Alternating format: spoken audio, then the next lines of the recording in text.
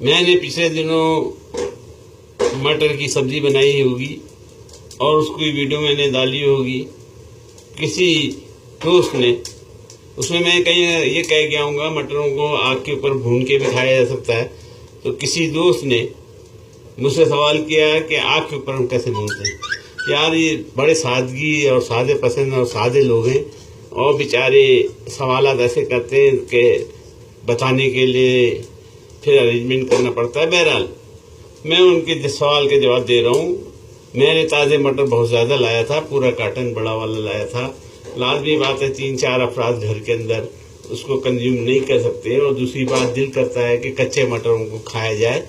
तो आज मैंने मटरों को ग्रिल करना लगा दिया है। ये ग्रिल की मेरी जाली है जिसके अंदर मैंने मटर को लगा दी। जब मटर हमने ताज़े लगा दिए गए ग्रिल के अंदर, मैंने इसके ऊपर नमक छिड़का और थोड़ा सा पानी छिड़का ताकि नमक जो है स्प्रेड हो जाए, फैल जाए। इस काम को आप पहले भी कर सकते हैं, बाद में, लेकिन अगर बर्तन में करेंगे तो पानी मटरों के कवर के अंदर चले जाएगा और सूखना जरा मुश्किल हो जाएगा। इसलिए आप मटर लगा दीजिए। ग्रिल में लगाने के बाद उसके ऊपर नमक छिड़किए और थोड़ा सा पानी छिड़क दीजिए ताकि वो गीले हो जाए और पानी नमक जो है मटरों के अंदर चला जाए।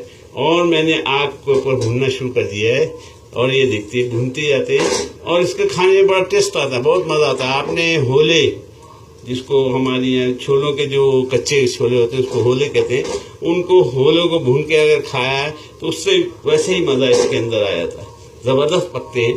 तो ये आज मैं मटर ग्रिल कर रहा हूँ और ताज़े मटरों को लीजिए, उसको ग्रिल के जाली, किसी जाली में भी लगा सकते हैं और किसी बर्तन में भी आप भून सकते हैं। अगर किसी कढ़ाई के अंदर डालें और उसको भूनना शुरू करें तो भून सकते हैं, लेकिन आग के ऊपर इसका मज़ा कुछ और है।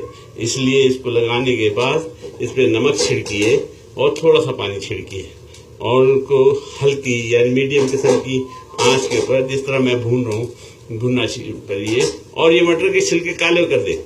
जब मटर के छिलके काले हो जाएंगे तो अंदर पक जाएगा।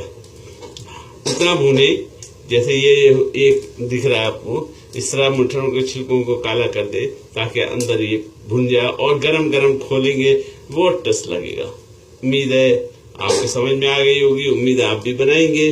मटरों को ग्रिल करने का तरीका मैंने बता दिया है और इसको काफ़ी टाइम दें, हल्के हल्की, जिस तरह मैं हटाते जा रहा हूँ इस तरह हटाते जाएं। तमाम मटरों को उसके आग के नीचे लाएं ताकि तमाम मटर जो है वो भुन जाए।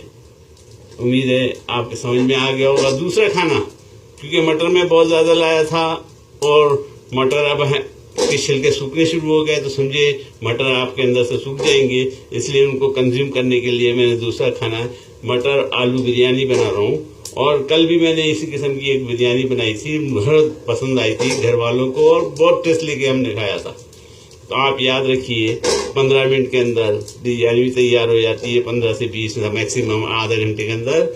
और शॉर्टकट मारते जाए मेरी तरह, मैं सिखाऊंगा। आप सीखने वाले बने। ये देखें मटर ज़बरदस्त भून रहे हैं।